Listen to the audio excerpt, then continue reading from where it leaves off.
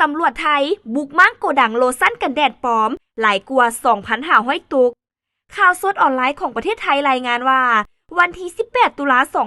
2025 ตำรวจกองบัญชาการปราบปรามการกระทำผิดเกี่ยวกับอาชญากรรมทางเศรษฐกิจร่วมกับบริษัทผู้ผลิตโลชั่นยี่ห้อดังเจฟ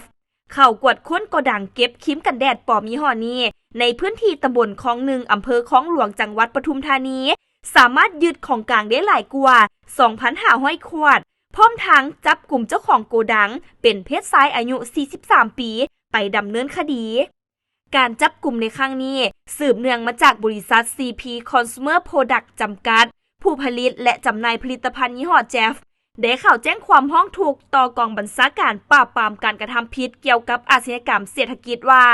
มีผู้ลักลอบจำหน่ายสินค้าปลอมผ่านแพลตฟอร์มออนไลน์โดยใช้เครื่องหมายการค้าของบริษัทเหตุให้เกิดความเสียหายต่อชื่อเสียงและผู้บริโภคอาจได้รับอันตรายจากส่วนผสมที่บ่ได้มาตรฐาน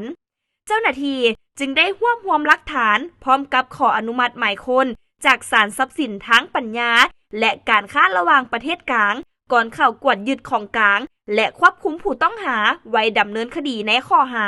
มีไว้เพื่อจำหน่ายสินค้าที่มีเครื่องหมายการค้าปลอมของบุคคลอื่นที่ได้จดทะเบียนแล้วในราชอาณาจักรตำรวจฝากเตือนประชาชนให้ตรวจสอบความน่าเชื่อถือของร้านค้าออนไลน์ก่อนซื้อสินค้าโดยเฉพาะผลิตภัณฑ์เครื่องสำอางและครีมกันแดดซึ่งอาจมีของปลอมปนอยู่ในตลาดถ้าใช้สินค้าที่บ่ได้มาตรฐานอาจก่อให้เกิดอันตรายต่อสุขภาพผิวได้